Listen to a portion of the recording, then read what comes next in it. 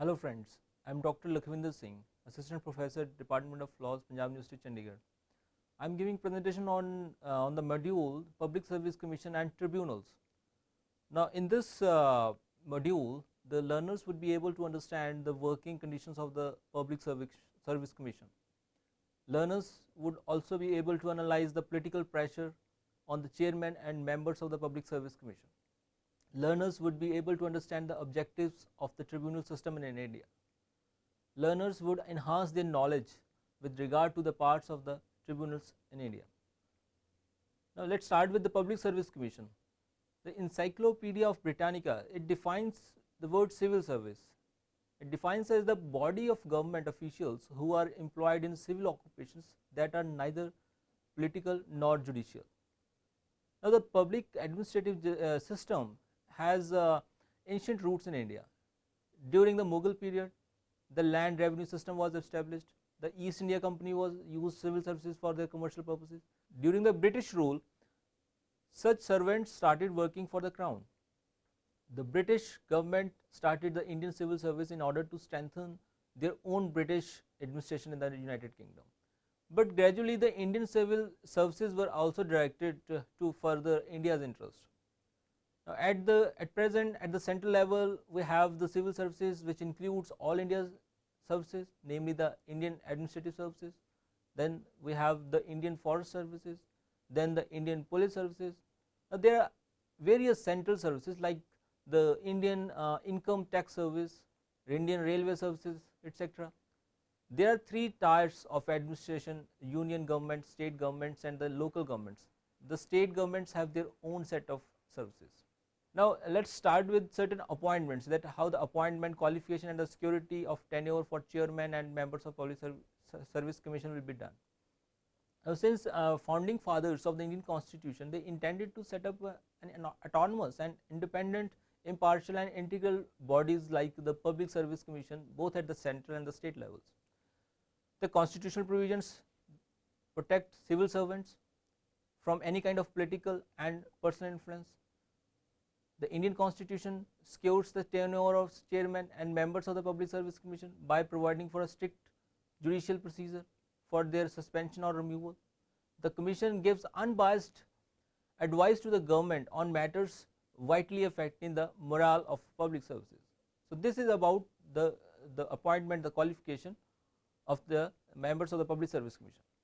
Now, Article 315 to Article 321, it provides and it basically deals with the establishment and composition of the commission as well as their consultative functions. Article 315 of the Indian Constitution is basically provides for separate Public Service Commission for the union and the states. As we know that union have the Union Public Service Commission and in the state we have a State Public Service Commission. Article 315 clause 2, it further provides that two or more states, they may agree to have a joint Public Service Commission for that group of states. So, this is also one of the provision.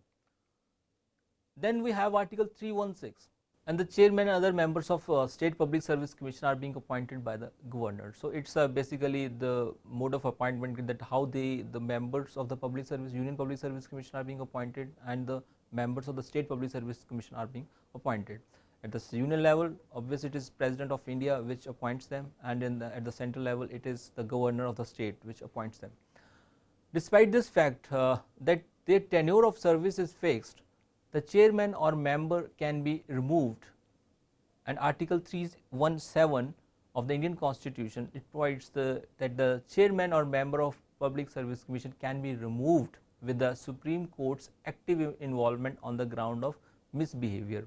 Now, this is very important, that Supreme Court's involvement is there, and it plays an active role in this whole process of inquiry. Whenever so it can scrutinize whether they consider the relevant factors or whether they ignored the relevant factors while deciding their tenure or while removing any members of the Service Commission.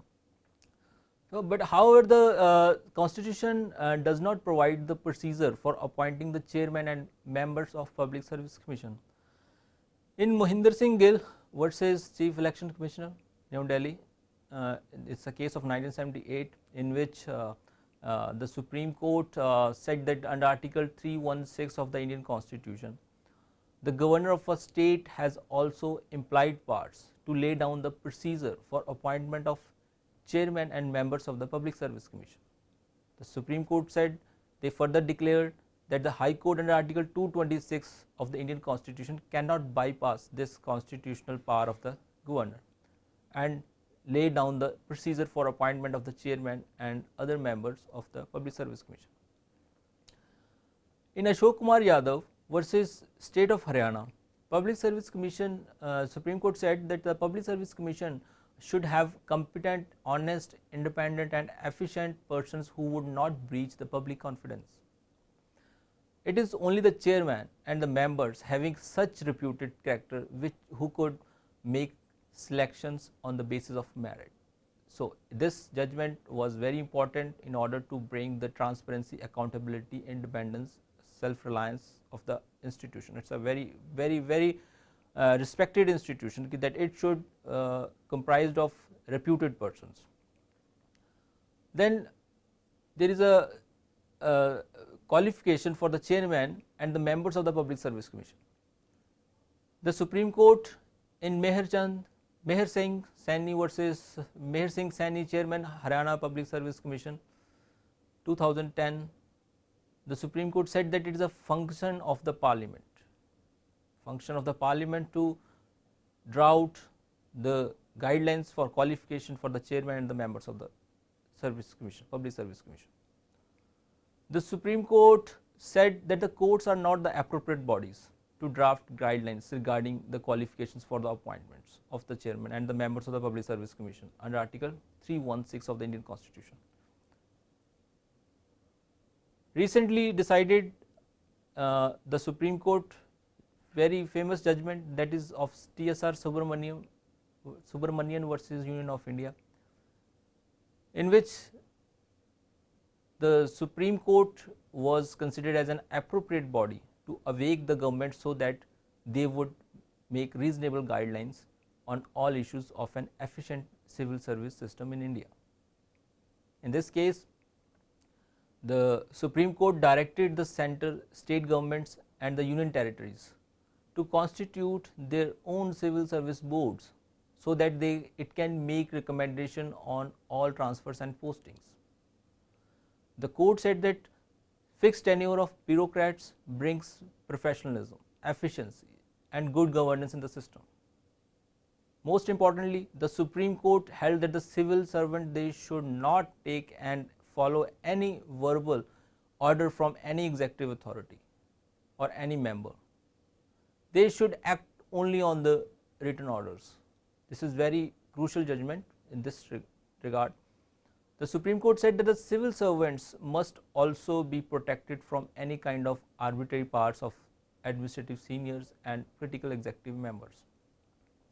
So, this was done in order to make the institution more accountable, more transparent, and there is a need which the court assumed that there is a need to strengthen this institution, and that is why they have recommended that there should be a fixation of tenure on their postings, the transfers, the political members, they should not interfere in their actions, otherwise the whole function of the welfare state will be abolished, that will be defeated.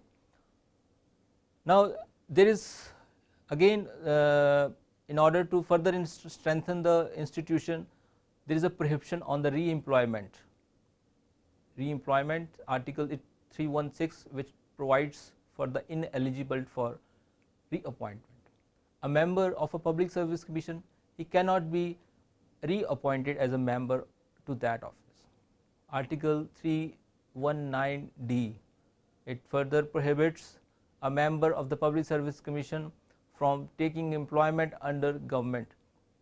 However, Article 319D, it also provides an exception. It expressly declares that on ceasing to hold, the member of the Public Service Commission becomes eligible for the appointment of chairman of that commission. It is not being considered as reappointment, rather a fresh appointment. The time which a member spent in his earlier office will not be counted for the purpose of new office of the chairman. Therefore, the time period for the office of the chairman should be counted from the date when the member enters the office of chairman, and this was held in the case of State of Mysore versus R.V. Bidap 1973 judgment also. Now, there are certain functions and the functions of the Public Service Commissions, and whether there is a need to consult with the Public Service Commission in certain crucial matters. So, this is one of the issue. Now, we have Article 320 of the Indian Constitution, whose clause 1 provides that it is a duty of the Union and the State Public Service Commission to conduct examinations for the purpose of appointments to the services of the Union or State. Under clause 2, the Union Public Service Commission is bound to assist the states in making scheme for various recruitments.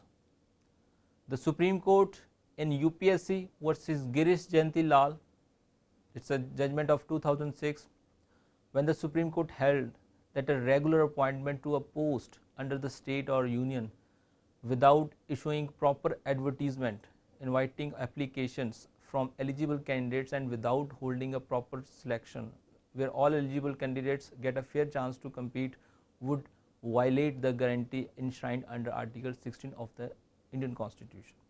Now, this judgment is very important, that the UPSC and the State Public Service Commissions, they should bring impartiality in the whole system in conducting the exams, because they are selecting, they are recruiting very efficient persons. So it is burden is upon them to adopt all the reasonable procedures, all the reasonable methods, so that the recruitment can be done properly.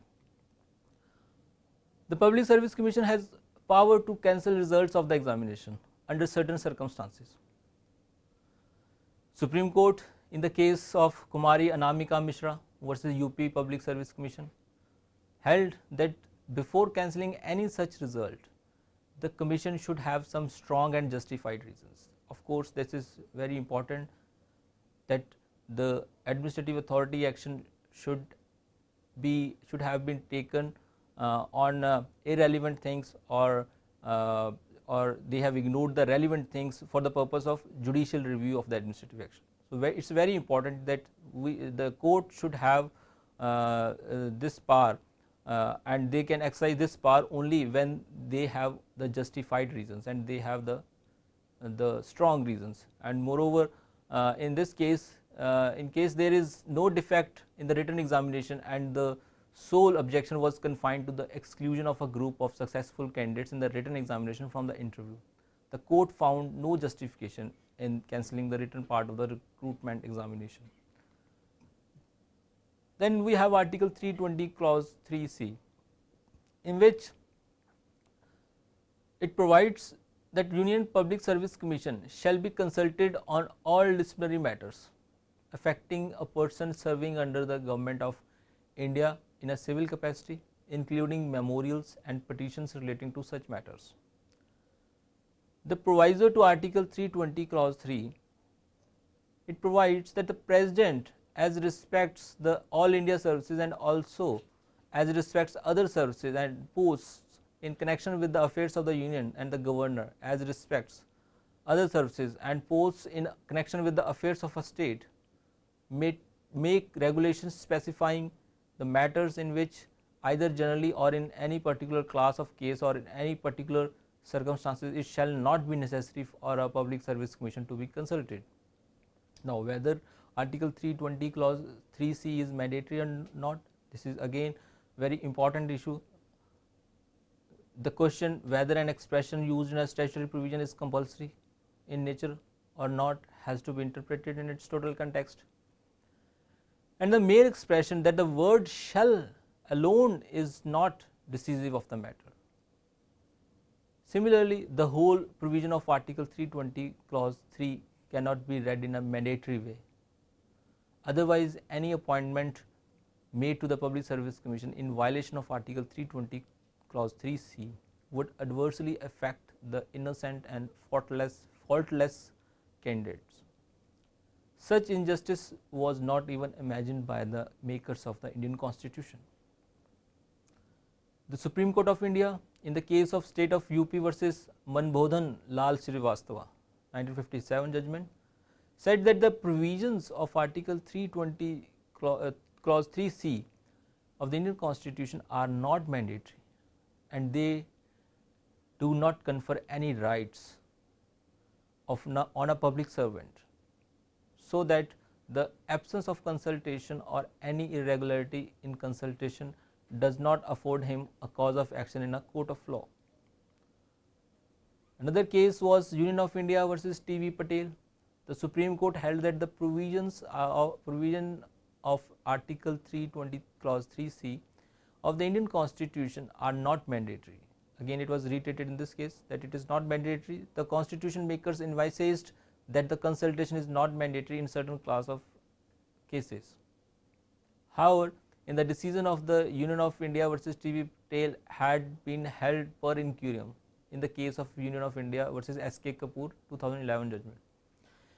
In S.K. Kapoor's case, the Supreme Court opined that although Article 323C is not mandatory, if the authorities do consult the UPSC and rely on the report of the Commission for taking disciplinary action, then the principles of natural justice require that a copy of the report must be supplied in advance to the employee concerned, so that he may have an opportunity of rebuttal. Thus, the court viewed that the aforesaid decision in T.V. Patil's case was clearly distinguishable. Now, this was about the Public Service Commission and how the members and the chairmen are being appointed, how they perform, what kind of functions they perform, and in what capacity they are performing, and what is the necessity of the institution, and why this has been made for. So, it was for the it is the Public Service Commission, union as well as the state. Now, let us talk about certain the other part of this module, that is tribunals, the system of tribunals. Now, few centuries back, the state was only meant to protect law and order in the society and to protect its sovereignty from any internal or external aggression. The state assumed very limited functions. The state hardly bothered about individuals' interactions with each other. Even their fundamental rights were of least concern for the state. Eventually, it was not possible for the state to escape from their new responsibility. Therefore, that state made up its mind to enhance its functions so that all such serious issues should be tackled.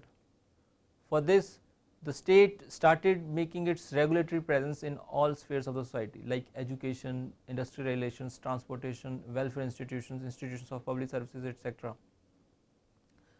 The state was aware of the fact that these functions require not mere modern legislations and executive authorities, but also the advanced modes of adjudication. The traditional measures of adjudication were totally incompetent to resolve modern, complex and technical nature of litigation.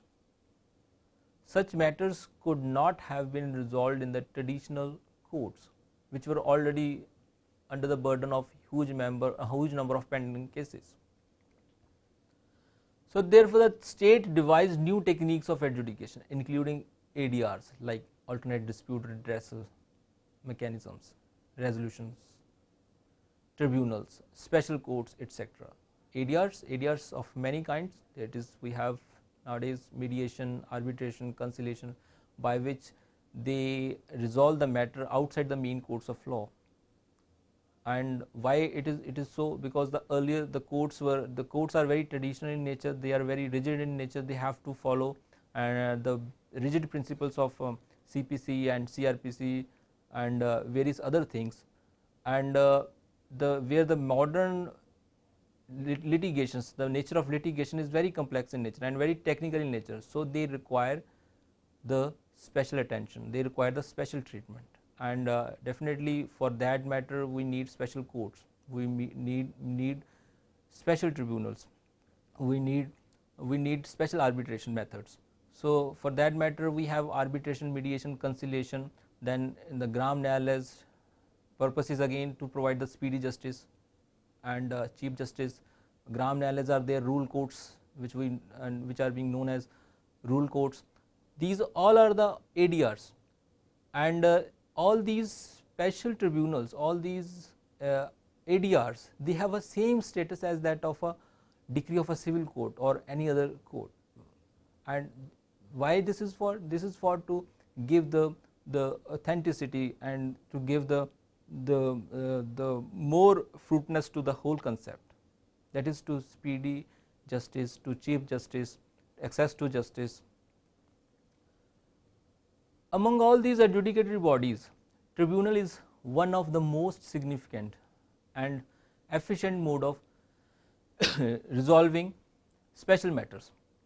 On the similar lines, almost all civilized states have adopted tribunals in their judicial system.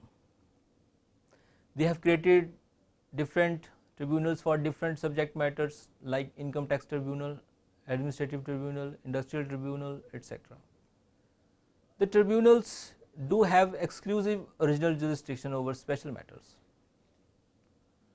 Usually its decisions are final and not subject to judicial review. But in many countries like India, the decisions of tribunals are subject to judicial review.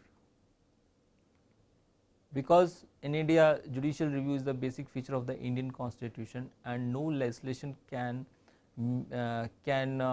oust the jurisdiction of High Court or the Supreme Court under Article 226, 227 and Article 32 of the Indian constitution respectively. In India, the first tribunal in the format of the income tax appellate tribunal was established in the year of 1941. In the independent India, Article 323A and 323B were inserted into the Constitution of India in order to give constitutional recognition to the tribunals. The provisions were added by the Constitution 42nd Amendment Act 1976.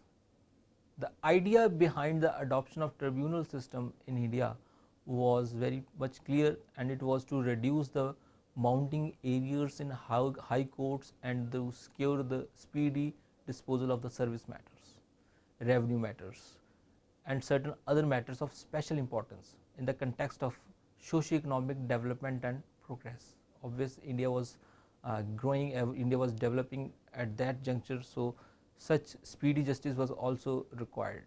That is also was the need of the hour.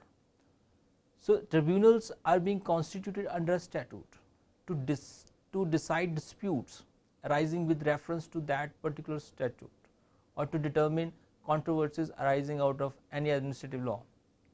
Courts refer to civil courts, criminal courts and high courts.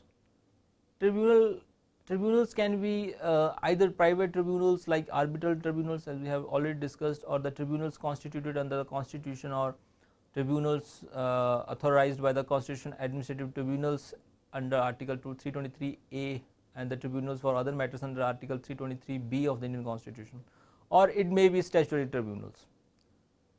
Some tribunals are manned exclusively by judicial officers. Rent tribunals, motor accident claims tribunal, labor courts, industrial tribunals. Obviously, they deal with the special matters of industrial nature, in which they resolve the matters of the employer and the employee relationship. Similarly, if there is a rent tribunal, then it has been specially constituted for resolving the matters of the tenant and the landlords. Obviously, this is important that speedy justice would be provided in these special litigations, in these special circumstances. Then other statutory tribunals have judicial and technical members, administrative like administrative tribunals, TDSAT, competition appellate tribunal, consumer fora, cyber appellate tribunal, etc.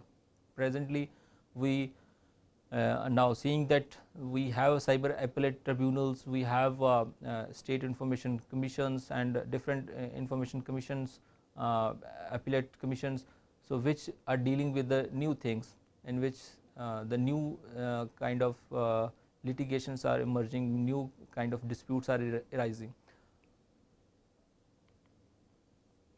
Now, Article 323A clause 1 of the Indian Constitution, it empowers the Parliament to establish tribunals for the adjudication or trial by administrative tribunals of disputes and complaints with respect to recruitment and conditions of service of persons appointed to public services and posts in connection with the affairs of the Union or of any state or any local or other authority within the territory of India. So, it basically deals with the service matters of the Union and the state servants, government servants, central government servants and the state government servants. Then we have clause 2 of Article 323 A, that which provides that a law made by a Parliament under clause 1 may provide for the establishment of an administrative tribunal for the Union and a separate administrative tribunal for each state or for 2 or more states. Specify the jurisdiction and powers and authority which may be exercised by such tribunals, which provide for the procedure to be followed by these tribunals and exclude the jurisdiction of all courts except the special jurisdiction of the Supreme Court under Article 136, that is special leave petition. Now, in pursuance of Article 323A of the Indian Constitution, the Parliament enacted the Administrative Tribunals Act 1995. The Administrative Tribunal Act was passed to provide for the adjudication or trial by administrative tribunals of disputes and complaints with respect to recruitment and conditions of service of persons appointed to public services and posts in connection with the affairs of the Union or any state or any local or other authority within the territory of India or under the control of Government of India. And Section 5 of Administrative Tribunal Acts of 1985, which was constituted after this amendment, and it was legislated, rather it was enacted by the Parliament of India, that is Administrative Tribunals Act of 1985, whose Section 5 provides that the composition of tribunals and benches. Each tribunal shall consist of a chairman and such number of judicial and administrative members as the appropriate government may deem fit. So, it is for the appropriate government to select the number of judicial and the administrative members of the public of the tribunal, administrative tribunal. A bench shall consist of one judicial member and one administrative member. The qualification for a person to be appointed as chairman of the tribunal is that the person is or has been a judge of a high court, or he has held the office of the vice chairman at least for a period of 2 years. In Sampath Kumar versus Union of India, the Supreme Court said that if the administrative tribunal is created in substitution of High Court and the jurisdiction of the High Court under Articles 226 and 227 is taken away and vested in the administrative tribunal, the same independence from possibility of executive pressure or influence must also be ensured to the chairman, vice chairman and members of the administrative tribunal. The court viewed that the appointment of chairman, vice chairman and administrative members must be done after consulting the Chief Justice of India. The court said that such consultation must be observed in a meaningful and effective manner. Finally, the court held that a person to be appointed as chairman should have been a judge of the High Court, or he should have at least 2 years held office as vice chairman. A person who has merely held the post of secretary to the Government of India and who has no legal and judicial experiences, if appointed chairman, would not only fail to inspire confidence in the public mind, but would also render the administrative tribunal a much less effective and efficacious mechanism than the High Court. So, basically the Supreme Court wants special members, that the person should have the capability of knowing the legal part, and he has the legal capacity and the legal knowledge of the whole subject. Only then he can be the chairman or the member of the administrative tribunal. Now, there is a case of L. Chandra Kumar versus Union of India 1997 judgment, 7-judge bench, constitution bench of the Supreme Court, which held clause 2D of article 323A and 3D of article 323B. They held to the extent they empowered the parliament to exclude the jurisdiction of the high courts and the Supreme Court under article 226, 227 and 32 of the Indian Constitution respectively as unconstitutional. The court held that the power of judicial review is the basic structure of the Indian Constitution, so that cannot be amended or abrogated. These are the very basic structure of the Indian Constitution. The court held that all decisions of tribunals, whether created pursuant to article 323A or 323B of the Indian Constitution, will be subject to the High Court's writ jurisdiction under article 226 and 227 of the Constitution before a division bench of the High Court, within whose territorial jurisdiction the particular tribunal falls. According to the court, this scrutiny will serve two purposes. Firstly, as the court said that while saving the power of judicial review of legislative action vested in the high courts under article 226 to 227 of the Indian Constitution, it will ensure that frivolous claims are filtered out through the process of adjudication in the tribunal. Secondly, the high court will also have the benefit of a reasoned decision on merits, which will be of use to it in finally deciding the matter. The Supreme Court has also held that the tribunals have power to decide those matters in which constitutionality of the legislation has been challenged. In L. Chandra Kumar case, the Supreme Court also suggested that the tribunals may made subject to the supervisory jurisdiction of the high courts within whose territorial jurisdiction they fall. Relying on L. Chandra Kumar judgment, the Supreme Court in case of T. Sudhakar Prasad versus Government of Andhra Pradesh 2001 judgment, they further observed that the transfer of jurisdiction in specified matters from high courts to the administrative tribunal does not assign the administrative tribunals a status equivalent to that of the high court, nor does that mean that for the purpose of judicial review or judicial superintendence they cannot be subordinate to high court. High courts are the creatures of the Constitution, and their judges hold constitutional office having been appointed under the Constitution, whereas the tribunals are the creatures of statute and their members are statutory appointed and hold statutory office. Recently, the Supreme Court in Union of India versus R. Gandhi, President Madras Bar Association 2010 judgment, Supreme Court held that the tribunal on whom court's jurisdictional power has been conferred should have members of same rank, capacity and status as that of court. So, doctrine of precedent is also applied in case of decisions given by the administrative tribunals. This is one of the, another feature which the administrative tribunals have. In SI Ruplal versus Lieutenant Governor 2000 judgment, the Supreme Court held that a coordinate bench of a court cannot pronounce judgment contrary to declaration of law made by another bench. It can only refer it to a larger bench if it disagrees with the earlier pronouncement. Furthermore, the tribunal has power to punish for contempt of itself, but such power is again subject to the jurisdiction of the High Court under article 226 and 227 of the Indian Constitution. So, in this module we discussed the powers and functions of the Public Service Commission and how their members are being appointed and whether their consultation is necessary for crucial matters or not, which we have discussed.